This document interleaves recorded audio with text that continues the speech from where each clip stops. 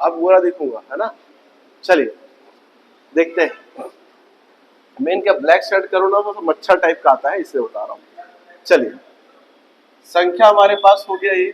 संख्या सर सबसे पहले हमारे पास क्या होती है, तो प्राकृतिक प्राकृतिक संख्या।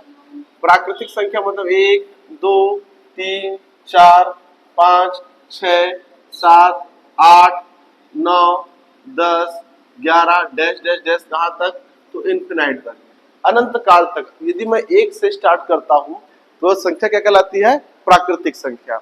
अगर हम लोग उसी को कहाँ क्या कहें बेटा, कहे पूर्णांक संख्या। पूर्णांक संख्या फिर पूर्ण संख्या क्या होती है, तो 0 1 2 3 4 5 6 7 8 डैश डैश डैश कहाँ तक, इन्फिनाइट तक। अगर मैं क्या करता हूँ 0 से स्टार्ट कर लिया तो क्या कहलाएगा मेरे पास, पूर्णांक संख्या कहलाता है। अगर इसी को ऐसा कहेगा कि सम पूर्णांक बताइए, क्या बताइए, सम पूर्णांक संख्या। देखो 0 जो होता है ना तो प्लस होता है ना तो माइनस होता है, 0 तो बस 0 होता है। सम पूर्णांक अगर वर्ड का यूज करता है तो हम स्टार्ट कहां से करते हैं, 1 2 3 4 5 6 7 8 9 डैश डैश डैश कहां तक, तो इन्फिनाइट तक। ये हमारे पास क्या कहलाएगा, सम पूर्णांक। मतलब सम पूर्णांक एक प्रकार से क्या है बेटा, तो ये प्राकृतिक संख्या ही है, ठीक है। या सॉरी सम पूर्णांक की जगह धन पूर्णांक कर लो, सम नहीं, क्या बताएंगे इसको, धन पूर्णांक। धन पूर्णांक मतलब 0 के इधर जितना भी नंबर है सब किसमें रहेगा, प्लस में। ये सब के सब क्या होंगे हमारे पास, धन पूर्णांक होंगे। लेकिन 0 इसके अंदर शामिल नहीं होता है, 0 क्या होगा इसमें शामिल नहीं होता है, ठीक। वही अगर कहेंगे सर हमारे पास कि बताइए विषम पूर्णांक, तो भाई देखो शून्य ना तो सर मेरे पास प्लस में आता है ना तो माइनस में, तो विषम पूर्णांक कैसे होता है, देखो यहाँ पे सर मेरे पास क्या हुआ, +1 +2 +3 +4 +5 डैश डैश डैश इन्फिनाइट तक। ये जो संख्याएं होती है धन पूर्णांक कहलाती है। इसके इधर -1 -2 -3 -4 -5 -6 ये संख्याएं बेटा कहाँ तक, सर इन्फिनाइट तक। इन्हें कहा जाता है ऋण पूर्णांक। इन्हें क्या कहते हैं हम लोग, विषम नहीं, क्या कहेंगे हम इसे, ऋण पूर्णांक कहते हैं। क्या कहते हैं इसे हम लोग, ऋण पूर्णांक। क्या कहा जाता है, ऋण पूर्णांक। बात समझ में आ रही है। यहाँ संख्या क्या होगा, -1 -2 -3 -4 -5। तो यहाँ पर मैं लिखूंगा धन पूर्णांक की जगह क्या लिखूंगा, ऋण पूर्णांक लिखूंगा। तो संख्याएं किस प्रकार से बनेंगी, इसकी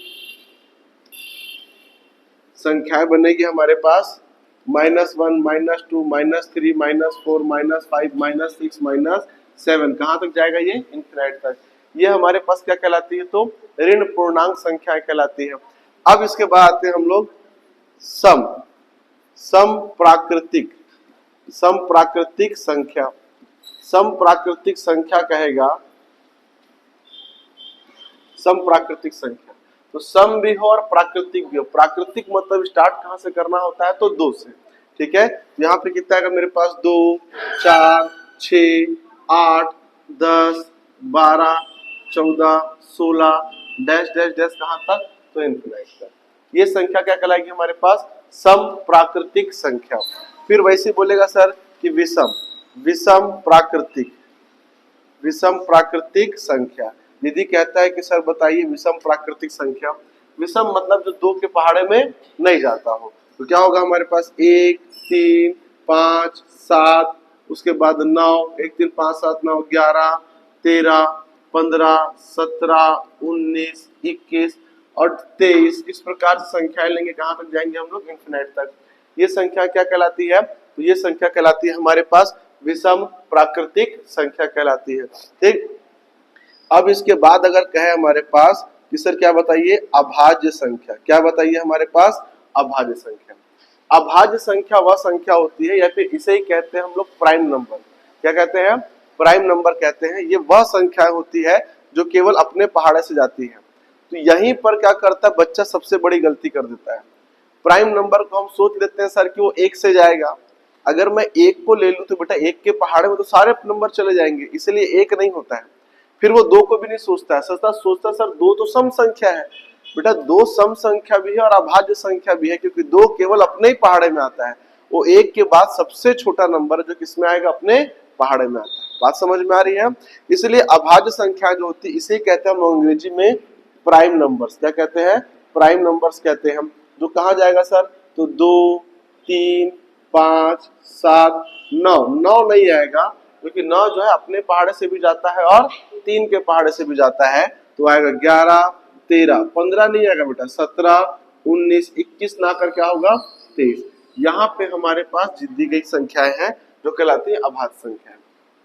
अब जब हम लोग क्या करते हैं, नंबर सिस्टम को पढ़ते हैं, फॉर्मूला वगैरह पढ़ते हैं, तो हम लोग हमेशा कंफ्यूज रहते हैं सर कि सम, विषम, पूर्णांक, धन पूर्णांक के लिए तो फॉर्मूला दिया हुआ है, लेकिन अभाज्य संख्या के लिए फॉर्मूला नहीं दिया हुआ है। देखिए मैथ्स के भी, वैसे तो मैथ्स अनलिमिटेड है भाई मैथ्स, लेकिन कुछ कुछ जगह पर मैथ्स का लिमिटेशन है, वो देखने वाली बात है। कहानी ये है कि जैसे अगर प्राकृतिक संख्या लेता हूँ 1, 2, 3, 4, 5, यहाँ सभी नंबरों के बीच में गैप कितने का है, 1 का है, ठीक। यहाँ पे लूंगा सर पूर्ण संख्या, तो 0 से 1 का गैप 1 है, फिर यहाँ भी गैप 1 है, यहाँ भी गैप 1 है, सभी जगह गैप कितने कितने का है, तो 1 का है। अगर मैं धन पूर्णांक लेता हूँ तो यहाँ पर भी गैप कितने कितने का है, 1 का आ रहा है। ऋण पूर्णांक लूंगा तो भी गैप कितने कितने का है, 1 का आ रहा है। सम प्राकृतिक संख्या, सर यहाँ पे देखिए गैप कितने का आ रहा है, 2 का। गैप कितने का आ रहा है, 2 का आ रहा है। यहाँ पर लेंगे बेटा विषम प्राकृतिक संख्या, गैप कितने का आ रहा है, 2 का आ रहा है। गैप कितने का आ रहा है, 2 का आ रहा है।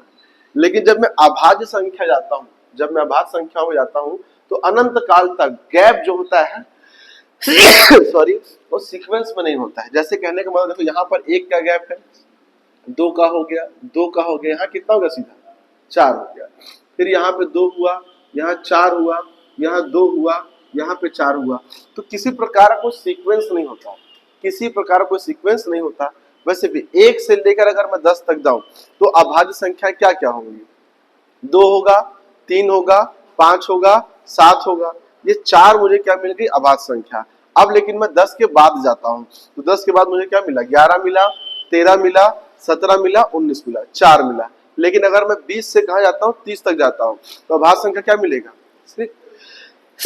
सॉरी 21 मिलेगा, 23 मिलेगा और क्या मिलेगा, 29 मिलेगा। संख्या कितनी हो गई, 2। जबकि कायदे से कितना आना चाहिए सर, अगर सीक्वेंस में चला रहा है तो 4 आना चाहिए, पर आया कितना, केवल 2। ये बताता है कि सीक्वेंस में नहीं है। तो जब सीक्वेंस में नहीं होता है तो उसके लिए फॉर्मूला नहीं लगाया जा सकता, ठीक है। उसके लिए फॉर्मूला लगाना थोड़ा सा क्रिटिकल हो जाता है, चीजें आपको बहुत ज्यादा याद करनी पड़ सकती है कि सर 1 से 10 के लिए ये फॉर्मूला, 10 से 20 के लिए फॉर्मूला, 50 से 100 के लिए ये फॉर्मूला। तो इसीलिए वहां पे एग्जामिनर भी ज्यादा दूर तक आपको ले आकर नहीं पूछेगा अभाज्य संख्याओं में, क्योंकि अभाज्य संख्याओं के अंदर बहुत सारा क्या होता है, वेरिएशन होता है। उस वेरिएशन के आधार पर क्या करेगा, क्वेश्चंस को बनाता है। मैथ्स पे पूरा भरोसा रखना, सब कुछ नहीं पढ़ा जाता मैथ्स में, लेकिन हमारे काम का है उसको क्या करना है, पढ़ना और पकड़ बना के रखनी है कि सर इतना तो क्या करते हैं हम जानते हैं, ठीक है। चलिए आगे बढ़ते हैं। अब यहाँ पर एक तो अभाज्य संख्या देख लिए, अब देखते हैं सह अभाज्य संख्या। क्या देखेंगे, सह अभाज्य संख्या, इसके बारे में बात कर लेते हैं। सह अभाज्य संख्या, तो कुछ अभाज्य संख्याओं को मैं लिख लेता हूं और फिर बनाएंगे हम लोग सह अभाज्य संख्या बनाते हैं। जैसे देखो यहाँ पे 2 दिया है, 3 दिया है, 5 दिया है, 7 दिया है, 9 दिया है, 11 दिया है, 11 के बाद 13 देगा, 13 के बाद 17, 17 के बाद 19, 19 के बाद 23। यहाँ जितनी भी संख्या दी गई है वो सभी की सभी क्या है, अभाज्य संख्या है। अब इसमें जो शब्द दे रहा है हमको सह अभाज्य संख्या, सह अभाज्य क्या होगा, तो कोई भी 2 ऐसी संख्याएं जिनका महत्तम समापवर्तक केवल 1 आता हो, कोई भी 2 ऐसी अभाज्य संख्याएं जिनका महत्तम समापवर्तक केवल क्या आता हो, 1 आता हो, वो क्या कहलाती है, सह अभाज्य संख्या। क्या कहलाती है, सह अभाज्य संख्या कहलाती है। जैसे अगर पहला पेयर ले लिया 2 और 3 का, तो ये सह है, सह मतलब 2।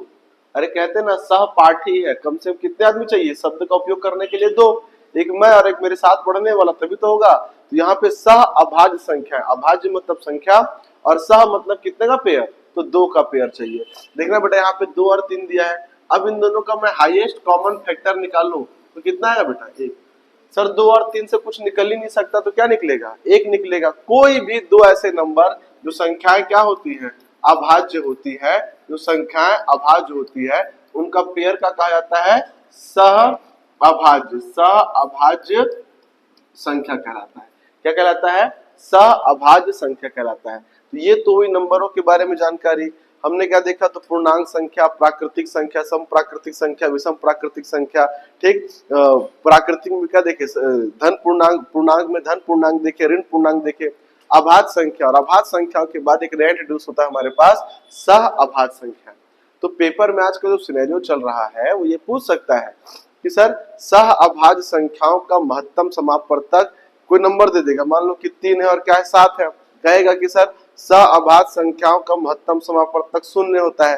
जो संख्याएं दी गई है 3 और 5, इसका महत्तम समापवर्तक 1 हो सकता है।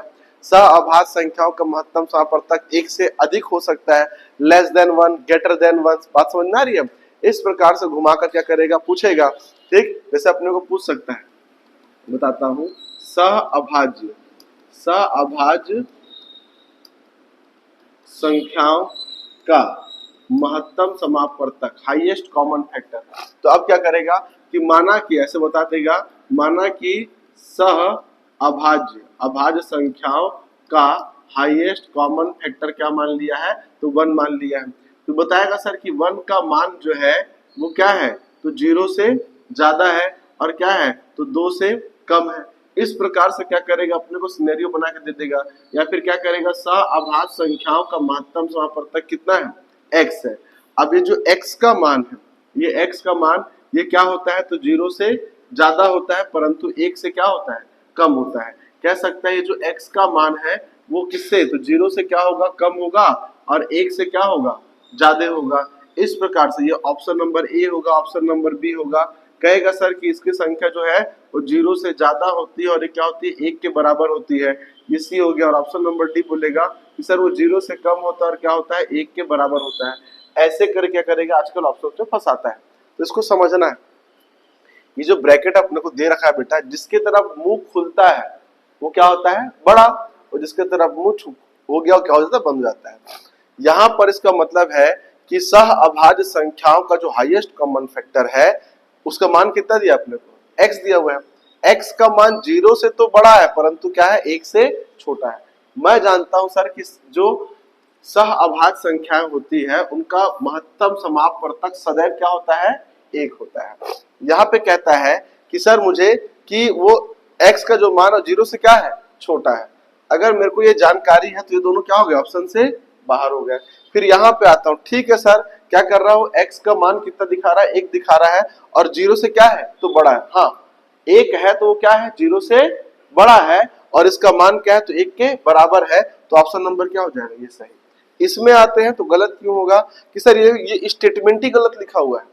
कोई संख्या 0 से क्या है, छोटी है, और 1 से क्या हो सकती है, बराबर हो सकती है क्या, नहीं। तो ये स्टेटमेंट ही क्या लिखा हुआ है, गलत लिखा हुआ है। ग्रेटर देन, लेस देन करके भी क्या करेगा, चीजों को हम लोग को अब समझाता है। तो मैथ्स में बेसिक तक तो पकड़ रहती है। चलो ठीक है सर, माना कि 30 में से 25 क्वेश्चन हमने उठा लिए, लेकिन मामला यहाँ पे अब 30 में से 30 करना ना भाई, क्योंकि देखो कट ऑफ कितना जा रहा है, हाई जा रहा है। तो 30 में से क्या करना है, 30 टिकाना है। थोड़ा क्या करना पड़ेगा, एक्स्ट्रा अपने को पढ़ना पड़ेगा ये सर, हाँ ये चीजें भी होती है। कई बार एग्जामिनर खेलने का प्रयास करता है उन चीजों से जो कंपिटिटिव बुक्स में नहीं होते। कुछ अपना एक्स्ट्रा ऑर्डनरी क्या करेगा, दिमाग को लगाता है और दे देता है उसको। उससे क्या करना अपने को समझना है। क्लियर है ये समझ में आ रही है बात। अब इसके बाद हम लोग आगे बढ़ते हैं। अब देखेंगे परिमेय संख्या और अपरिमेय संख्या। परिमेय संख्या, पहले परिमेय संख्या, तो जो भी नंबर होता है बेटा p/q के फॉर्म पे, ऊपर वाले को कहते हैं अंश और नीचे वाले क्या कहते हैं, इसे कहते हैं हर। इसे कहते हैं नॉमिनेटर और इसे कहते हैं डिनोमिनेटर। क्या कहते हैं उसे, नॉमिनेटर, नीचे वाला क्या होता है, डिनोमिनेटर। अर्थात ये ऊपर वाला अंश होगा, नीचे वाला क्या होगा, तो हर होगा। बात समझ में आ रही है। अब इस कंडीशन में कोई भी नंबर अगर दिया हो तो वो संख्या क्या कहलाती है, परिमेय संख्या। क्या कहलाएगी, परिमेय संख्या। जिसमें से q का मान जो होता है वो नॉट इक्वल टू क्या होना चाहिए, 0 होना चाहिए। ये जो भाषा पढ़ा रहा हूँ ये थ्योरी की भाषा है। थ्योरी कहने का मतलब ये है कि जो कॉलेजेस में यूज होता है मैथ्स को पढ़ाने के लिए। समझ में आ रही बात, चीजों को लिखिए और समझिए। अब इस पे प्रैक्टिकल काम करना है। p का मतलब कोई भी संख्या हो सकता है, q का मतलब कोई भी संख्या हो सकता है। जो लोग सर 5 बटे क्या हो गया, 4 हो गया। p का मान कितना था, 5 था, q का मान कितना था, 4 था। तो ये क्या है, यह एक परिमेय संख्या है। क्या ये एक परिमेय संख्या। बात समझ में आ रही है। यहाँ पे q is not equal to 0, q is not equal to 0 कहने का मतलब है कि 5 बटे, मान लो सर मैं 4 रखा हूं तो q का मान 0 नहीं है, अगर मैं इसको 0 रख दिया तो ये फिर ये परिमेय संख्या नहीं होगी। क्या बन जाएगा ये, इसका मान हो जाता है अनंत, क्योंकि किसी भी संख्या के नीचे कुछ नहीं होगा तो कम से कम क्या होगा, 1 होगा। कुछ नहीं होगा मतलब क्या होगा, 1 होगा, और 1 नहीं है तो बेटा फिर वो परिमेय संख्या नहीं है। क्या है वो सर हमारे पास अनंत में चलेगी। कहाँ चलेगा वो, अनंत में। अब कहानी हमारे पास ये है कि 1 2 3 4 5 6 7 8 ऐसी जितनी भी संख्याएं होंगी इनफिनाइट तक, वो सब के सब क्या कहलाएंगी, परिमेय संख्या। क्या कहलाएंगी, परिमेय संख्या। क्योंकि इनके नीचे कुछ नहीं है मतलब कितना है, 1 है ना भाई, कुछ नहीं मतलब कितना है, 1 है। अपरिमेय संख्या क्या होती है, ध्यान दीजिएगा, अपरिमेय संख्या। अपरिमेय संख्या क्या होती है, जैसे p अपॉन क्या हो गया सर, तो q हो गया। अब यहाँ पर जो बेटा मेरे पास अपरिमेय संख्या को इस प्रकार डिफाइन कर सकते हैं कि अंडर रूट मुझे 3 दिया है, अंडर रूट मुझे कितना दिया है, 5 दिया है, अंडर रूट मुझे दिया हुआ है 6, अंडर रूट दे रखा है 8, जितनी संख्याएं हैं ये क्या कहलाएंगे हमारे पास, अपरिमेय संख्या। क्या कहलाएंगे हमारे पास, अपरिमेय संख्या। कारण क्या है, ये पूर्णतः मतलब ये वर्ग से बाहर, वर्गमूल से बाहर नहीं आ सकती।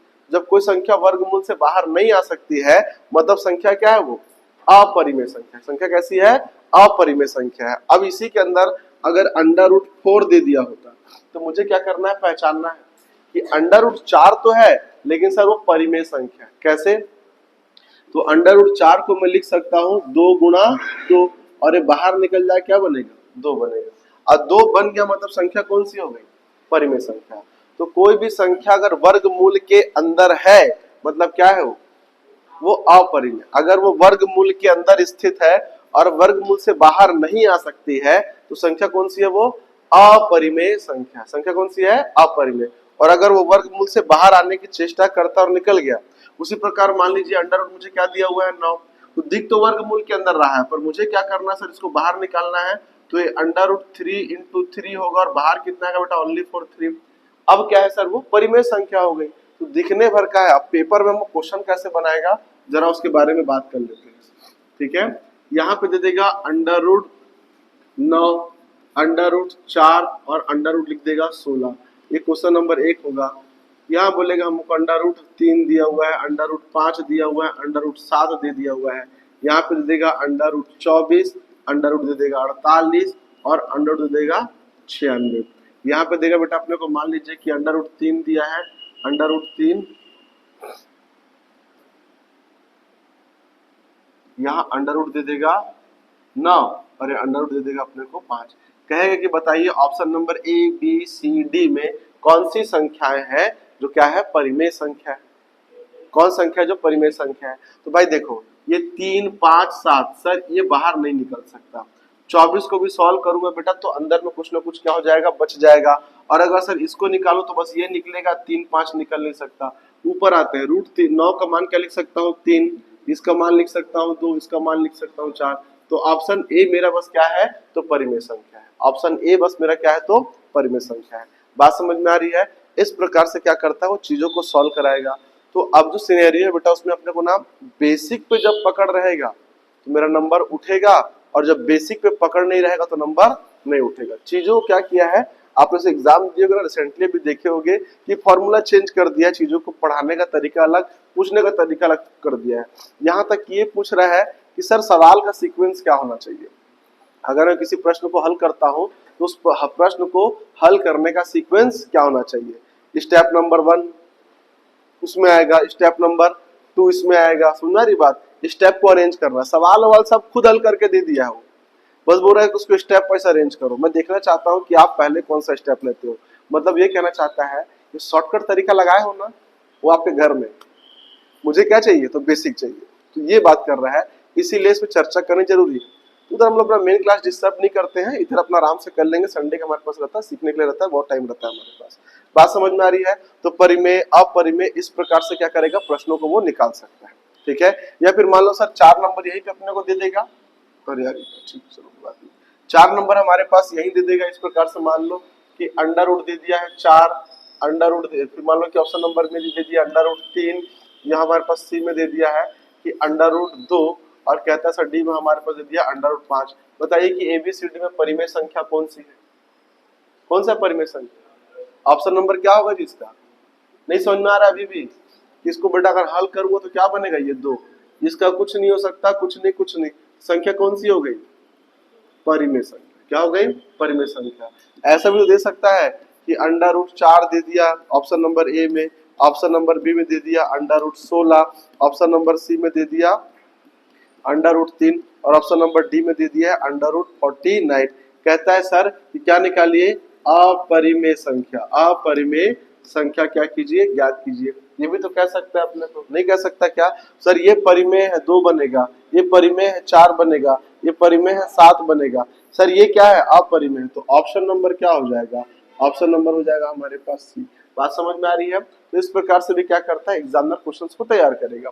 तो हमको क्या करना है? उस प्रकार से अपनी तैयारी को रखना है। क्लियर है? ये आगे बढ़े इससे। चलिए इसके बाद थोड़ा सा ये बता देता हूं कि सर हम लोग क्या करता है आज के एग्जाम में कि 3 बटे लिख दिया है अंडर रूट 3, ठीक, और लिखा है सर अंडर रूट 3 बटे 3। फिर जैसे मान लीजिए लिखता है under root 3 plus under root 2 और बाय लिख देता है under root 3 minus under root 2। और मान लेते हैं यहाँ पर एक ये ऑप्शन नंबर ए मान लेना, ए मान लेना, ये बी हो गया और एक क्या हो जाता है मेरे पास? सी हो जाता है और ये हो जाएगा डी हो जाएगा। यहाँ पर मान लीजिए कि अंडर रूट 5 और यहाँ पे दिया है 2 और यहाँ पे दिया वो अंडर रूट 4 करेगा। अब कहेगा कि सर की जो संख्या को लिखने की व्यवस्था है उसमें सही तरीके से कौन सी संख्या लिखी हुई है? सही तरीके से कौन सी संख्या लिखी हुई है, संख्या किस फॉर्म में होना चाहिए? देखिए किसी भी संख्या का बता देता हूं सर, P अपॉन Q जो होता है ना बेटा, इसे कहते हैं हम लोग परिमेय संख्या। परिमेय संख्या मैथ्स का रूल होता है कि Q की value is not equal to 0 और Q का जो मान होता है वो रूट में भी नहीं होना चाहिए। और अगर Q का मान रूट में है तो आप क्या करना है? पहले Q के मान को रूट से हटाना है। आपका मेन काम ये होना चाहिए। बेटा यहाँ पे देखो रूट 2 है, यहाँ रूट 3 दिया हुआ था, वैल्यू रूट में है, रूट में है, तो ये उचित ढंग से नहीं लिखी हुई है। ये क्या हुआ है? प्रॉपर तरीके से लिखा हुआ है, ठीक। ये हमारे पास क्या होता है? प्रोसीजर होता है। अब मान लेते हैं कि कोई संख्या हमारे पास दिया हुआ है 3 अंडर रूट 3, तो 10वीं की चीजें हैं सर, सबको पता होना चाहिए। इस प्रकार से लिखा हुआ है मतलब ये अपने आप में एक प्रश्न है। ये क्या है? अपने आप में एक प्रश्न है। इसको उचित तरीके से लिखने से क्या होगा? ऊपर वाला अंश होता है, नीचे वाला हर, हम हर का करेंगे परमेयीकरण। क्या करते हैं? हर का परमेयीकरण। हर का ऊपर गुणा और हर का नीचे गुणा, इसका आपस में गुणा होगा और ये हो जाएगा 3 अंडर रूट 3 और रूट 3 का गुणा कितना होता है? 3, तो ये इससे कटेगा और कितना बचेगा? रूट 3। अब ये पूरा आंसर है। अब क्या है? ये पूरा आंसर। बात समझ में आ रही है? था तो ये भी अब अपरिमेय संख्या, क्योंकि बटे रूट में दिया है, बटे रूट में दिया है मतलब संख्या क्या है? अपरिमेय है। किसमें है? वो अपरिमेय। अब सर यहाँ पर इसको सॉल्व कर रहे हैं हम लोग तो भी क्या हो रही है? एक अपरिमेय संख्या आ रही है। ऐसा नहीं है कि नीचे की संख्या जो रूट के अंदर दी है अगर वो अपरिमेय है तो दी गई संख्या भी क्या होगी? अपरिमेय। और सर अगर ये संख्या हमको परिमेय दिया हुआ है तो संभावना है संख्या क्या हो सकती है? परिमेय संख्या हो सकती है, कोई बड़ी बात नहीं। तो यहाँ पर अपने को दे रहा है कितना? रूट 3 दे रखा है, तो ये बेटा इसको लिखने क्या है? सही तरीका है। जैसे क्वेश्चन नंबर इसमें आते हैं डी में, तो डी बराबर कितना दिया है सर? 2 अंडर रूट 5 और अंडर रूट कितना दिया हुआ है? 4 दिया हुआ है। तो 4 को तरीका होगा बेटा लिखने का 2 अंडर रूट 5 और इस अंडर रूट 4 का लिख सकता हूँ 2। देखो 2 से 2 कट गया, कितना आ गया मेरे पास? अंडर रूट 5 आ गया। बात समझ में आ रही है? ये क्या है? तो एक परिमेय संख्या है। क्या है? एक परिमेय संख्या। अब देखो दो प्रकार के अपने क्वेश्चन दे देगा। मान लो कि एक क्वेश्चन दे दिया under root 2 plus under root 5 दे दिया और अंडर रूट कितना दे दिया अपने पास? 4 दे दिया। या एक क्वेश्चन क्या करेगा? कहेगा sir under root 16 plus under root दे देगा 49 और प्लस अंडर रूट क्या दे देगा अपने को? 2 दे देगा। बोलेगा सर बताइए कि दोनों संख्याओं में कौन संख्या परिमेय संख्या है और कौन संख्या क्या है तो अपरिमेय संख्या है। इस प्रकार की बातें भी होती है। देखो इसको अगर मैं सॉल्व करता हूँ ना बेटा, तो ये अंडर रूट 2 होगा प्लस क्या होगा? अंडर रूट 5 होगा और ये अंडर रूट 4 जो दिया उसका मान कितना होगा? 2 होगा। सर यहाँ पर ये आपस में कट नहीं सकता है, जब नहीं कटेगा तो क्या होगा? ये अपरिमेय संख्या। क्या होगा? ये अपरिमेय संख्या। अच्छा यहाँ पर ना इसको 2 को 4 कर देना, वरना 2 रहा सर तो अपरिमेय हो जाएगा। 2 को 4 करूंगा, ये मेरे पास संख्या क्या हो गई? अपरिमेय। 16 कितना होता है बेटा? 4, सर इसे कितना होगा 7, इसका कितना हो गया 2 हो गया, 7 4 11, 11 बटे कितना आ गया 2। तो अब इसको क्या कहेंगे, क्या कहेंगे इसको, परिमेय संख्या। पी अपन क्यू के फॉर्म पे है ना, वर्गमूल दिखा तो था लेकिन क्या वर्गमूल है क्या, नहीं है। तो केवल देख मात्र के हमको सर ये अंदाजा नहीं लगा सकते कि दी गई संख्या परिमेय है कि अपरिमेय है। सबसे पहले प्रयास करना कि उसमें से क्या हो जाए, वर्गमूल हट जाए। वर्गमूल हट गया मतलब सर क्या हो गई, परिमेय संख्या। अब वर्गमूल नहीं हटा मतलब क्या हो गया, अपरिमेय संख्या हो गई। तो ये हमारे पास क्या है, कंडीशन है उसके बेसिक को जानने के लिए। अब थोड़ा सा और आगे आते हैं, इसमें थोड़ा सा आगे ये होगा कि अपन कुछ नंबर को काटना वाटना देख लेते हैं कि और क्या होता है, बड़े बड़े नंबर आ जाते हैं सर, काट नहीं पाते हैं अपन लोग, ठीक है, तो उसके बारे में चर्चा कर लेते हैं। चीखूंगा चिल्लाऊंगा नहीं भाई, गला ना पूरा छिला हुआ है, वायरल हो गया, पता नहीं कैसे, हालत एकदम ना खराब है, इसलिए कल शाम क्लास नहीं ले रहा, कल शाम क्लास ले लेता मैं, ठीक है। चलिए ध्यान सुनिएगा, जैसे सर कोई संख्या क्या हो जाए, 2 से क्या हो जाए, विभक्त हो जाए, 2 से विभक्त हो, या क्या हो जाए 2 से क्या चल जाए, तो भाग चली जाए, 2 से भाग चली जाए। कोई संख्या 2 से भाग चली जाए, इसके लिए जरूरी होता है कि दी गई संख्या का इकाई का अंक, इकाई का जो अंक है, इकाई का अंक है वो क्या होना चाहिए, वो एक सम संख्या होनी चाहिए। इकाई का अंक क्या होगा, सम संख्या होगी, तो संख्या क्या हो जाएगी, 2 से भाग चली जाएगी। कहानी क्या है, ध्यान सुनिएगा। जैसे मुझे सर यहां पर दे रखा है 2 4 6 8 और 10, 10 नहीं कहने का मतलब 0 कहेंगे, ज्यादा उचित रहेगा, है ना। तो 0 2 4 6 8, अगर ये संख्या कितनी भी बड़ी संख्या हो, अगर उसके इकाई का अंक में दिया हुआ है तो संख्या क्या हो जाएगी, 2 से भाग चली जाएगी। जैसे मान लीजिए कि 5 4 3 2 1 2, संख्या के इकाई में क्या दिख रहा है, 2 दिख रहा है, 2 से भाग चला जाएगा। अगर यहाँ में 8 भी लगा दूं ना बेटा, 8 भी, तो भी क्या हो जाएगा, वो 2 से भाग चला जाएगा। क्लियर है ये, अब करके तो नहीं दिखाना होगा सर, 2 एकम 2, 2 दूनी 4, हासिल आया 1, 2 सत्ते 14, 2 एकम 2, हासिल आया 1, 2 छिक्के 12, 1 जाएगा नहीं, 0 बढ़ाऊंगा, 2 नियम कितना हो गया 18, ये हो गया मेरा आंसर, वो कटेगा, कुछ भी शेष फल नहीं बचेगा। लेकिन अगर वही हम लोग किसके लिए आते हैं, 3 से भाग जाने वाली संख्या, देखो बेटा 3 और 9, 3 और अगर बात करते हैं 3 और 9, ये दोनों क्या है, रिश्तेदार है, दोनों क्या है, रिश्तेदार है। कहानी ये है कि 3 और 9, क्योंकि 3 के पहाड़े से 9 जाता है, और 9 का सब जानते हैं हम लोग क्या, डिजिटल सम, सबको पता है ना 9 के डिजिटल सम के बारे में, तो 3 भी क्या होगा, उससे हल होगा। जैसे 9 के बारे में जानकारी ले, 9 का पहाड़ा कितना अच्छा होता है, 9 एकम 9, उसके बाद 1 2 3 4 5 6 7 8, और ये क्या हो जाता है 9। यहां से देखिए 1 0 1 2 3 4 5 6 7 और ये 8, पहाड़ा बने किसका, 9 का। तो 9 का डिजिटल सम यहीं से निकला है बेटा कि सर 9 एक ऐसा पहाड़ा होता है कि अगर उसके इकाई और दहाई के अंक को जोड़ो तो 8 और 1 कितना हुआ 9, 7 और 2 9, 6 3 9, 5 4 9, 5 4 9, 6 3 9, 7 2 9, 8 और 1 9, 9 और 0 कितना हो गया 9 हुआ। तो ये जितने भी संख्याएं हैं जिनका अगर बीजीगणितीय योग 9 से भाग जाता है तो संख्या भी क्या हो जाएगा, 9 से भाग चला जाएगा। इसके ऊपर भी लेते हैं, अगर मैं 99 लूं बेटा, 9 दूनी 18, 18 भी आता है 9 से। अगर मैं उससे ऊपर 108 लूं तो 8 और 1 कितना हो गया 9 हो गया। अगर इसके आगे जाऊं तो कितना आएगा 117, फिर कितना हो गया 9 हो जाएगा, फिर कितना आता है 126, 6 2 8 और 1 कितना हो गया 9 हो गया।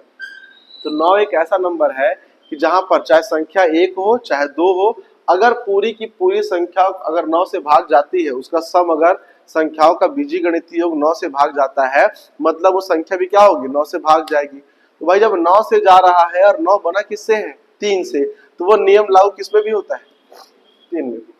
वो नियम लागू किसमें होता है, नियम 3 पर भी लागू होता है कि यदि संख्याओं को जोड़ने पर प्राप्त संख्या 3 से भाग जा रही है तो 3 से भाग जाएगी, मतलब क्या होगा सर, हमारे पास दी गई संख्या भी क्या हो जाएगी 3 से भाग चली जाएगी। जैसे एग्जांपल, मुझे तो कुछ पता नहीं है, जैसे मान लीजिए 3 हो गया, 2 हो गया, 1 हो गया, ठीक। देखो 2 और 1 कितना हो गया 3, और 3 और 3 कितना हो गया 6, तो 6 क्या 3 के पहाड़े से जाता है जाता है, ये संख्या भी जाएगी, ये संख्या भी क्या करेगी, जाएगी। देखो 3 एकम 3 हुआ, 2 संख्या लूंगा 0, 3 सत्ते 21। और बड़ा नंबर कर लेते हैं, यहाँ पे 7 ले लेंगे, यहाँ पे 2 ले लीजिए। देखिए बेटा 7 2 9 और ये 3 कितना हो गया 12, 12 3 कितना हो गया 15। क्या 15 3 से भाग जाता है, वहां जाता है, तो ये संख्या भी जाएगी। करके देख लो, 3 एकम 3, 2 संख्या लूंगा 0, 3 सत्ते 21, 3 दूनी 6, हासिल आई 1, 3 चौके 12। बात समझ में आ रही है। तो 3 और जो 9 है वो एक दूसरे क्या होते हैं, रिश्तेदार होते हैं। 3 और 9 क्या होते हैं, एक दूसरे के रिश्तेदार होते हैं। कि सर अगर दी गई संख्याओं का डिजिटल सम, अगर 3 संख्याओं का योग, बीजी गणितीय योग यदि क्या करता है 3 से भाग जाता है, तो पूरी संख्या भी क्या चल जाएगी, 3 से भाग चली जाएगी। और अगर दी गई संख्याओं का योग अगर 9 से भाग जाता है तो पूरी संख्या भी क्या हो जाएगी, 9 से भाग जाएगी। पेपर में खाली हम लोग को यूट्यूब वगैरह में आजकल सिर्फ 9 का चल रहा है, 3 का नहीं चलता है। तो 3 से भी निकाल सकते हैं कि हाँ सर क्या होगा, जाएगा। अब बात यह है शेषफल बचाने का। तो देखो अगर सर कंडीशन ऐसा है कि शेषफल बचाओ, कितना बचेगा, 3 1 2 7 और कितना आ गया मेरे पास, मान लीजिए 7 आ गया मेरे पास 5। शेषफल कितना बचेगा, तो सर ऐसा है कि यहाँ पर हो गया मेरे पास 7 2 9, 9 और 1 10, 3 13, 13 5 कितना हो गया 18। ये भी चल जाएगा, ये भी क्या हो जाएगा, भाग चला जाएगा। अगर यहाँ पे 6 कर लूं तो कितना आ गया 19, कितना हो गया 18 और 1 19। तो भाई जब मैं 19 को 3 से भाग दूंगा तो शेषफल कितना बचेगा 1। तो इसमें भी जब मैं 3 से भाग दूंगा तो शेषफल कितना बचेगा 1 बचेगा। बात समझ में आ रही है। तो ये जो तरीके मैं पढ़ा रहा हूँ, इन तरीकों क्या करना है, आप लोग को भी तो एप्लीकेबल करना है। हम लोग क्या करते हैं, कितना भी मैथ्स पढ़ लो कॉम्पिटिटिव का, रहते हम लोग 10th क्लास में ही। बात समझ में आ रही है, रहते हम लोग 10th क्लास में ही है, वही रखा नंबर, वही पढ़ा चढ़ाया, धनाधन एक्स वाई जेड रख के काटना शुरू। ऐसा नहीं करना है, चीजों क्या करना है अपने को समझना है, रुकना है, सोचना है, नई जो चीजें सीखे उनको इम्प्लीमेंट करिए। जब बच्चे तो सर तुरंत सीख जाते हैं ABCD लिखना, अब बड़े हो गए तो क्या नहीं सीखेंगे, क्या बिल्कुल सीखेंगे। तो थोड़ा सा काम करने के बाद क्या होगा, हमारे में ऑटोमेटिक क्या हो जाएगा, चेंजेस शुरू हो जाएगा। ठीक है, बात समझ में आ रही। देखो 3 एकम 3, 3 एकम 3, सर कितना हो गया जी, संख्या लूंगा 3 चौके कितना हो गया 12, फिर 3 दूनी 6, हासिल आई 1, 3 पंचे 15, शेषफल कितना आया, आया 1, उसको उतना ही बचना है। तो सर ये जो डिजिटल सम वाला मैटर है वो केवल 9 पे लागू ना होकर क्या होता है कि वो हमारा 3 पर भी क्या होता है, लागू होता है। अब आते हैं सर कि 4 से भाग कैसे दिया जाए और 5 से भाग कैसे दिया जाए करके। ठीक है, तो यहाँ पर देखो 2 का देखे, 2 एक अभाज्य संख्या है, 3 का देखे और 3 के साथ किसका देख लिए, 9 का देख लिए। अब 4 का देखते हैं, तो कोई संख्या 4 से भाग जाएगी कि नहीं जाएगी, उसके बारे में जानकारी अपने को कैसे लेना है। 4 से भाग जाने वाली संख्या, 4 से भाग कैसे जाएगा उसके बारे में समझिएगा। यदि दी गई संख्या, यदि दी गई संख्या, यदि दी गई संख्या के इकाई, दी गई संख्या की इकाई और दहाई, इकाई और दहाई, दहाई का अंक, इकाई और दहाई का अंक 4 से विभाजित, विभाजित होता है, 4 से क्या होता है, विभाजित होता है, तो वह संख्या किससे भाग जाएगी बेटा, तो 4 से पूरी तरह से क्या हो जाएगी, तो भाग चली जाएगी। 4 से पूरी तरीके से भाग चली जाएगी। कितना भी बड़ा नंबर दियो फर्क नहीं पड़ता, 4 5 6 8 9 और ये हो जाएगा मान लो 12। पूछेगा सर क्या यह संख्या पूरी तरीके से 4 से भाग जाएगी, तो मुझे बस क्या पकड़ना है सर, इसके इकाई का अंक, इसके दहाई का अंक, इसको पकड़िए कि अगर ये 4 एकम 4 और 4 तिया 12, हाँ सर चला गया, तो चला गया मतलब क्या हो जाएगी, पूरी संख्या भी 4 से भाग चली जाएगी। बात समझ में आ रही। कोई भी नंबर दिया हो कि मुझे इकाई और दहाई का अंक बस पकड़ना है, अगर वो 4 से भाग जाने को तैयार है, तो चली जाती है, तो संख्या भी क्या हो जाएगी, पूरी तरीके से भाग चली जाएगी। अब मैं करके भी देखता हूँ, सर क्या पता सर झूठ बोलते हो, है कि नहीं, ऐसा होता हो कि नहीं होता हो। देखो बेटा ये हो जाएगा सर 4 एकम 4, फिर 4 एकम 4, हासिल आया 1, 4 चौके 16, 4 दूनी 8, 4 दूनी 8, हासिल आया 1, 4 तिया कितना हो गया जी, 4 दूनी 8, हासिल आया 3 और 4 अठे कितना हो गया 32 हो गया। अगर इकाई और दहाई का अंक यदि 4 से भाग जाता है तो तो सर वो पूरी संख्या भी क्या होगी, 4 से भाग चली जाएगी। क्लियर है ये। इसके बाद 4 का रिश्तेदार क्या होता है, तो 4 का रिश्तेदार होता है 8। क्या होता है, 8 होता है। ठीक है, चलिए यहाँ पे 4 का रिश्तेदार 8 होता है। 8 से भाग जाने वाली संख्या, तो 8 से भाग जाने संख्या क्या होता है कि यदि किसी संख्या का इकाई, दहाई और उसके बाद सैकड़ा, इकाई, दहाई और सैकड़ा क्या करता हो कि 8 से भाग जाता हो, तो वह संख्या भी क्या हो जाएगी, 8 से पूरी तरह क्या हो जाएगी, भाग चली जाएगी। ये क्या करना दिमाग में, कितना बड़ा भी नंबर है सर, मुझे 2 से भाग देने का मन नहीं कर रहा है, मुझे सर क्या देना है, 8 से भाग देना है। अरे स्पीड बढ़ती कैसे है, एक संख्या सर 8 से जाने को तैयार है, पर मैं एक बार क्या किया, उसको 2 से दिया, फिर 2 से दिया, अब फिर 2 से दिया, तो भाई आप सोच के देखिए क्या समय व्यर्थ नहीं हो रहा है क्या। एक ही काम जो सर 8 से हो सकता था, मैंने किससे दिया, उसको 2-2 करके 3 बार दिया, 3 बार माथा 25 से किया। 64 को मैं सीधा 8 8 64 लिख सकता हूँ, पर मैं क्या कर रहा हूँ, 2 से भाग दे रहा हूँ, 32 ला रहा हूँ, फिर 2 से भाग दे रहा हूँ, तो क्या रहा हूँ, बात समझ आ रही है, 16 आ रहा है, फिर 2 से भाग दे रहा हूँ, 8 ला रहा हूँ, क्या मतलब इसका, कोई मतलब नहीं। समझिए इसको। अब सर ये आएगा, मतलब 5 4 3 2 1 और 256 दे दिया है, तो मुझे बस इकाई का देखना है 3 अंक, इकाई, दहाई और सैकड़ा। यदि ये 8 से भाग जाता है तो मेरी संख्या क्या होगी, पूरी की पूरी संख्या 8 से भाग जाएगी, और नहीं जाता है तो नहीं जाएगी।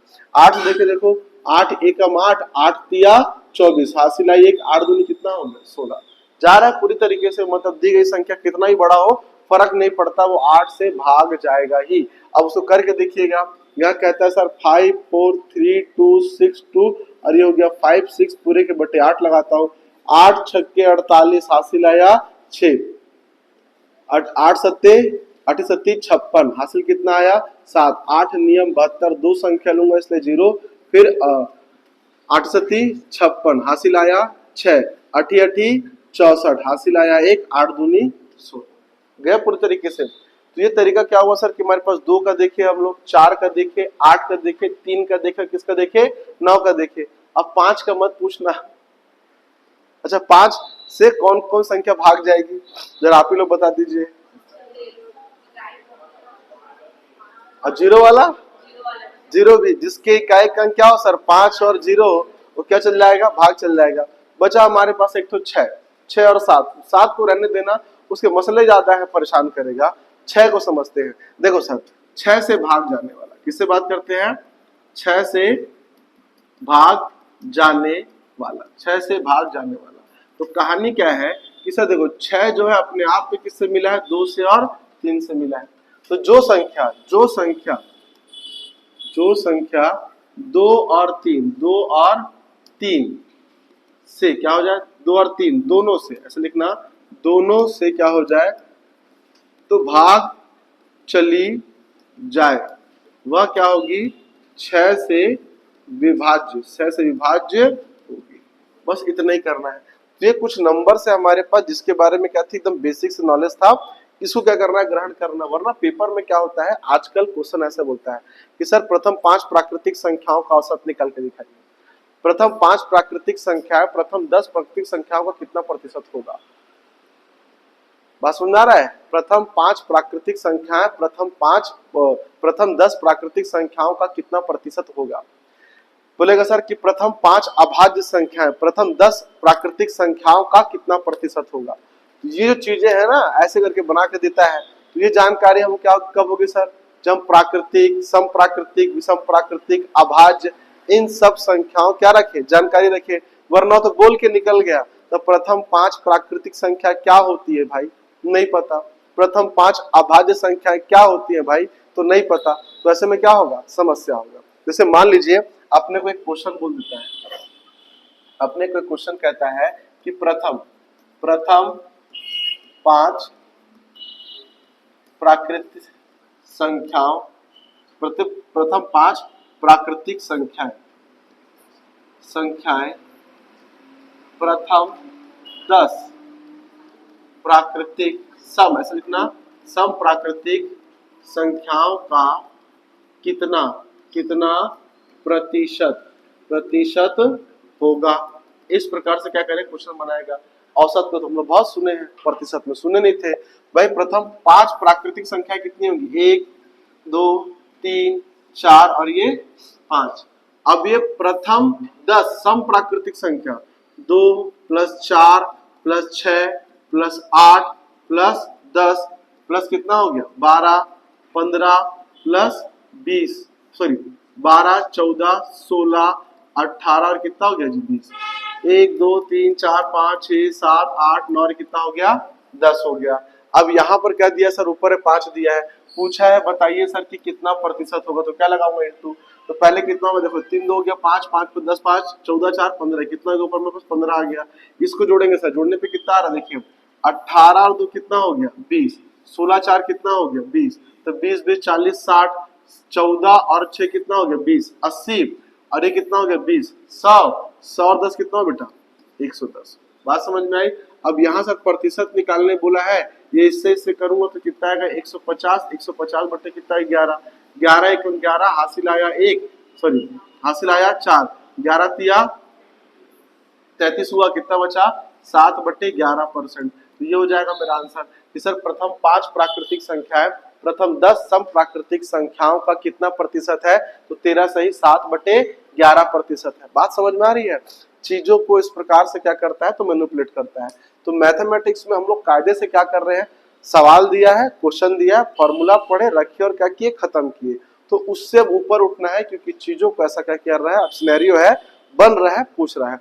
तो धीरे धीरे अब मैं इसको क्यों लगा पाया, क्योंकि मैंने इससे पहले पढ़ा था सम संख्या, विषम संख्या, प्राकृतिक संख्या, अभाज्य संख्या, तो लगा पाया। नहीं तो लगता क्या, नहीं लगता। दूसरा मुझे दे रखा है, उसको बता के बताइएगा कि प्रथम 5 अभाज्य संख्याएं, प्रथम 5 अभाज्य संख्याएं, प्रथम 8 सम संख्याओं का, सम प्राकृतिक लिखना, सम प्राकृतिक संख्याओं का कितने प्रतिशत है, कितने प्रतिशत है। चलिए तो बना कर दिखाइए जरा, तब से मैं ही बोला जा रहा हूं।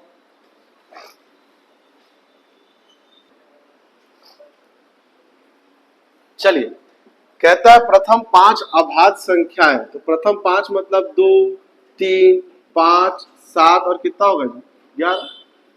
प्रथम 8 सम संख्याएं, तो सम संख्या 2 4 6 8 10 12 14 और कितना हो गया 16। देख बेटा 16 4 20, 14 6 20, और ये हो जाएगा 20, कितना हो गया 60, और 60 और ये 70 70 तो कितना हो गया 72। तो सर यहाँ पे हमारे पास आ जाएगा नीचे 72, ऊपर में हमारे पास ये 5 5 10 और ये हो जाएगा 11, अर्थात 21 और 7 कितना हो गया 28, और इंटू कितना लगाना है 100। तो 4 के पार से जाएगा, कितने बार में जाएगा 7 चौक 28, 4 एकम 4 हासिल आए 3 4 अठे 32, इससे इंटू करा दो ना, कोई फर्क नहीं पड़ता। कितना हो गया ये 700 बटे कितना हो गया 18, 18 तिया 54, तो 5 तो आना नहीं चाहिए, 18 तिया 54, 18 चौक 72 होता, कितना बचा 16, ये कितना हो गया 160 जाएगा ना इधर। सर 16 का पार 18 का पार आप पढ़िए, 10 बार में 180 होता है, कितने बार में जाएगा 8 बार में, कितने बार में जाएगा 8 बार में। कितना बचा, घटाएंगे 36 तो 144, कितना बचा फिर से 16 बटे 18, 2 से काटूंगा 8 बार, 2 से काटूंगा 9 बार में, कितना आएगा ये 38 सही 8 बटा 9%, ये हो जाएगा मेरे पास आंसर। ये अगर नहीं कर रहे हैं तब तो समस्या है, बन रहा है ना, बात समझ में आ रही है ये। चलिए अब इसके बाद क्या करते हैं मैं बताता हूं, इसको ध्यान से सुनिएगा।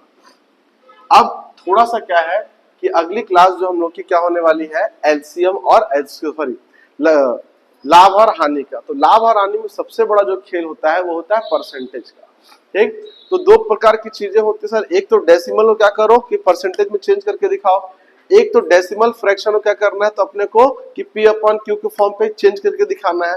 तो परसेंटेज में कन्वर्ट करना सीखते हैं और कुछ नंबर को याद कर लेते हैं, जो हमेशा काम आते रहेगा। ठीक है, चलिए जैसे कि मान लीजिए प्रिंसिपल, अगर प्रिंसिपल ना दिया हो तो अपने आप में क्या होता है, हमेशा 100%, इतना सबको पता होना चाहिए। अगर मान लीजिए सर कि बोलता है कि किसी राशि का 1/5 कितना परसेंट होगा, तो परसेंट पूछा है, इसको यहां से लिख लेना प्रतिशत, प्रतिशत के लिए थोड़ा सा बेसिक है, इंटू करूंगा मैं 100, इसको काटूंगा कितना आएगा, कितना आएगा 20। अगर मतलब 100 रुपए था, उसका 5वां हिस्सा मतलब कितना रुपए, 20 रुपया। अगर 1/4 करता लिखूं बेटा मैं 100, तो कितना होगा सर वो, तो कितना होगा ये 25%। बात समझ में आ रही है।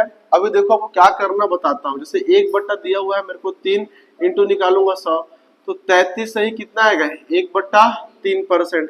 अगर दिया हुआ है 1/2, तो कितना आएगा बेटा, ये आएगा 50%। बात समझ में आ रही है। अब यहाँ से उल्टा चलते हैं, सर मान लीजिए मुझे क्या दिया हुआ है, 1/6 दिया हुआ है, और अगर क्या मैं निकालता हूँ परसेंट, तो कितना आएगा मेरे पास, 6 एकम 6, हासिल आया 4, 6 छके 36, कितना बचा 4, कितना बचा नीचे में 6। यहाँ पे सर 2 से काटूं, कितना काटूंगा 3 बार में, तो 16 सही 2/3%। अब मुझे अगर मैथ्स में स्पीड को बढ़ाना है तो मुझे याद करना होगा, मुझे याद करना होगा कि सर 1/6 का मतलब कितना होता है, 16 सही 2/3%। इधर तो काफी आसान है बेटा कि सर 1/4 है तो 25%, 1/5वां हिस्सा है तो कितना है, तो 20%, 1/3 हिस्सा है तो 33 सही 1/30%, और सर आधा हिस्सा दिया तो आधा मतलब कितना 50-50। दिक्कत कहां पे हो गया, जब 1 क्या कर दिया 6 कर दिया, तो 1/6 जब भी करेगा तो कितना आएगा, 16 सही 2/3%, कितना आएगा 16 सही 2/3%। मुझे अब ऐसा पढ़ाना है मैथ्स को कि आपका क्या हो जाए, स्पीड बढ़े, क्योंकि सर आप लोग क्या करते हो, ये देसी स्टाइल में पढ़े हुए, मैथ्स में कुछ ऐसा परफॉर्म आप लोग कभी नहीं करते हो कि सर हाँ कुछ लगे कि हाँ बंदा क्या कर रहा है, बना रहा है करके, तो काम करना पड़ेगा। क्योंकि टीचर को ऐसा लगता है कि वो जितना दिया बच्चा 100% उस पर काम करके आ रहा है, जबकि ऐसा नहीं। मेरा अनुभव ये कहता है कि टीचर 100% देता है और आपका रेशियो कितना रहता है मैक्सिमम क्लास का 40 to 50%। वो 50 मिनट क्या करता है, लैप्स करके आता है। टीचर भरोसा कर लेता है कि यार ग्रेजुएट साइंस का परसेंटेज नहीं आता होगा, काटना पीटना नहीं आता होगा, लेकिन नहीं, ग्रेजुएशन अपने जगह पे है, कॉम्पिटिटिव की पढ़ाई अपनी जगह पे, माइंडसेट लोग चेंज करके आते हैं। तो आप प्रेशर और थोड़ा सा बढ़ाएंगे आप लोग के ऊपर। देखो बेटा जैसे मान लो सर 1 क्या दिया हुआ है, 7 दिया हुआ है, परसेंटेज निकालिएगा तो 7 एकम कितना आया 7, वहां से कितना बचा 3 बचा, 7 चौक कितना हो गया जी 28, कितना बचा तो 2/7%। अब आपको याद होना चाहिए, आपको याद होना चाहिए कि कितना है बेटा मेरे पास, यदि 1/7 दिया है तो 14 सही 2 बटे कितना होगा 7%, ये आपको याद होना चाहिए। फिर उसके बाद आते हैं सर 1/8 दिया हुआ है, इंटू हो गया मेरे पास 100, इसको काटूंगा बेटा कितना हो जाएगा 12 ठे 96, ऊपर 4 नीचे 8 आएगा, तो इसको काटूंगा तो कितना आएगा 12 सही 1/2 आता ना 12.5%, 12 सही 1/2 या 12.5%। अगर सर मुझे मान लेते हैं क्या दिया हुआ है 1/9 दिया हुआ है, और अगर इसको मैं करता हूँ 100% तो कितना आएगा ये 11 निया 99, और कितना आएगा 1/9, इतना परसेंट। ये वाली वैल्यू आपको मैक्सिमम टाइम रिपीट होती है। 1/9 जो परसेंटेज होता है वो आपको मैक्सिमम टाइम क्या होती है, रिपीट होती है। सर 1/9 दिया तो मतलब क्या होगा 11 सही 1/9, और अगर मैं उसी कितना निकालता हूँ बेटा 1/10% तो कितना हो जाएगा फिर मेरे पास 100, ये इससे काटा तो कितना आ गया मेरे पास 10%। यहाँ तो कोई समस्या ही नहीं होता है। समस्या फिर यहाँ पर आती है कि 1 कितना हो गया 11, ये नंबर भी आपको मैक्सिमम टाइम क्या होता है रिपीट होता है। 11 निया कितना होगा 11 निया 99, कितना बचा 1, तो 1 कितना हो गया 11। ये दो नंबर को देखो, इन दो नंबर को देखो, आपको कुछ रिलेशन समझ में आएगा। बार बार यूज होता है कि जब मैं 9 से भाग दे रहा हूं तो पहले कितना आ रहा है 11, 11 सही 1/9, और जब मैं 11 से भाग दे पहले क्या आ रहा है 9 आ रहा है, 9 सही 1 क्या हो गया 11, जस्ट रेसिप्रोकल है। अब कई बच्चों को ये भी समझ में नहीं आता इसको लिखा कैसे जाता है, इसको लिखने का तरीका क्या है। तो बेटा एक बार देख लो, अगर मैं 100 को भाग दे रहा हूं किससे 9 से, तो पहले कितने बार दिया मैं 11 से दिया, कितना आया 99, कितना बचा 1। इसके कहने का मतलब ये है कि सर मैंने 100 से जब 9 से 100 को भाग दिया तो 11 बार में तो जा चुका है, कितना भाग जाना बाकी है 1, ये शेषफल बचा ना बेटा, ये भाग जाना बाकी है, इसको भी किससे भाग पड़ना बाकी है। ये क्या उसको लिखने का तरीका होता है। अब सर इसको लिखूंगा देखो 11 99, 99 और एक कितना हो जाएगा 100, और 100 बटे कितना आएगा, वही तो मैं कर रहा सर कि 100 को 9 से क्या दे रहा था, भाग दे रहा था। तो इसके लिखने के तरीके हैं बेटा, इस पे क्या करना अपने को फोकस करना है। फिलहाल इतने जो कुछ ऐसे नंबर है जो मेरे को मुंह जबानी याद होने चाहिए, मैं सॉल्यूशन से भी क्या होऊंगा तो बचूंगा। अगर 1/4 दिया है तो मुझे क्या देगा, देखो सर यहाँ पे 1/5, अगर 1/5 कहता है सीधा कहेगा 1/5, 1/5 का मतलब होता है 20%, 1/4 का मतलब होता है 25%, 1/3 1/3 का मतलब होता है 33 सही 1/2 या 33.33%। क्लियर है ये। फिर आगे देगा अपने को 1/2, इसका मतलब कितना होता है जी, तो 50%। ये अब आपको मेमोराइज करना है, ठीक है। फिर दिया सर 1/6, इसका मतलब होता है 16 सही 1/2/3, 16 सही 2/3%। और दिया सर 1/7, तो 14 सही कितना होगा बेटा, 14 सही 2/7%। कितना होगा, 14 सही 2/7%। उसी प्रकार से जब हम लोग आगे बढ़ते हैं इसमें, एक सेकेंड ना, इसको इधर ही लिख देता हूँ थोड़ा ठीक रहेगा, कलर चेंज कर देते हैं। इधर आते हैं हम लोग 1/8 में आते हैं। बेटा यहाँ पर अपने क्या दिया हुआ है, 1/8 का मतलब कितना होता है 12 सही 1/2%। अब देखो ना, कल ही हम लोग जब एसआई सॉल्व कर रहे थे तो 1/8 कितने बार आया था, वो आता सर कि 8 साल की राशि क्या होती है, दुगनी होती है, तो परसेंटेज क्या होगा, 100 को भाग किससे लगाया था मैं, 8 से। अब सर 8 से भाग देना पड़ा, वरना उस प्रश्न को पढ़ता, अच्छा 8 को 100 से भाग देना, आंसर क्या लगाता 12.5 और निकल जाता। तो चीजें यहीं से धीरे धीरे आगे बढ़ती हैं, ठीक है। जैसे 1/, अगर आप क्या दिया अपने को 9 दिया है, उसको लिख सकता हूँ परसेंटेज में 11 सही 1/9%। अगर बेटा मुझे 1/10 दिया हुआ है, इसका मतलब कितना होता है जी 10%। और मान लो सर कि 1/, मुझे क्या दे दिया हुआ है 11 दे दिया है, इसका मतलब कितना होता है 9 सही 1/11%। अगर मान लीजिए 1/15 20 दे दिया, तो अगर बेटा 1/20 दिया तो परसेंटेज में कितना होगा, 1/15 दिया तो 15 छक्के 90, कितना जाएगा मेरे पास, तो सर हो जाएगा मेरे पास, अगर मान लो कि यहाँ दे दिया है 1/15, तो 15 छक्के 90, 6 सही 2/3%। बात समझ में आ रही है। तो इसको क्या करना है बेटा, आपको मेमोराइज करना है, एक बार देख लीजिए, बना लीजिए, और फिर आपको सर याद होना चाहिए, वो याद होना चाहिए, तो क्या होंगे हम लोग इससे आगे बढ़ेंगे, ठीक है। चलिए बनाएंगे।